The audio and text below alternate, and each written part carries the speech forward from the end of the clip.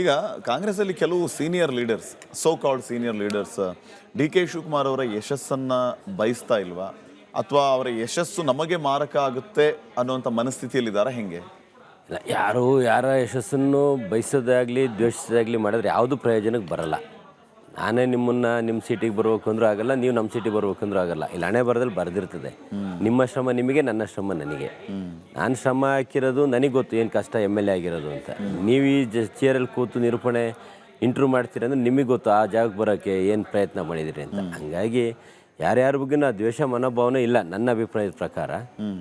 ಆ ಥರ ಎಲ್ಲೂ ಕಂಡು ಬಂದಿಲ್ಲ. ಅಲ್ಲ, ಆಪ್ಷನ್ ಬಿ ಇದೆ ಅಂತ ಅಂದಾದ್ಮೇಲೆ, ಎಲ್ಲ ಒಮ್ಮತದ ನಿರ್ಧಾರ ಇದೆ ಅಂತಂದ ಮೇಲೆ ಬಹುಶಃ ಈ ಮುಖ್ಯಮಂತ್ರಿ ಚೇರ್ ವಿಚಾರ ಅಥವಾ ಪವರ್ ಶೇರಿಂಗ್ನ ವಿಚಾರ ಇಷ್ಟೊಂದು ಕಠಿಣ ಆಗ್ತಿದಿಲ್ವೇನೋ ಅಂತ, ಅದಕ್ಕೋಸ್ಕರ ಈ ಪ್ರಶ್ನೆ. ಅಲ್ಲ, ಕಠಿಣ ಅನ್ನೋದೇ ಬಂದಿಲ್ಲಲ್ಲ. ನಿಮ್ಮ ಅಭಿಪ್ರಾಯ ಪ್ರಕಾರ 2 ವರ್ಷಕ್ಕೆ ಶೇರಿಂಗ್ ಆಗಬೇಕು ಅಂದರೆ ಇವತ್ತಿಗೆ 2 ವರ್ಷ ಆಯಿತು. ಇವತ್ತಾದ ತಕ್ಷಣ ಸಂಜೆಗೆ ಪ್ರಮಾಣ ವಚನ ಅಂತ ವ್ಯವಸ್ಥೆ ಆಗಲ್ಲ.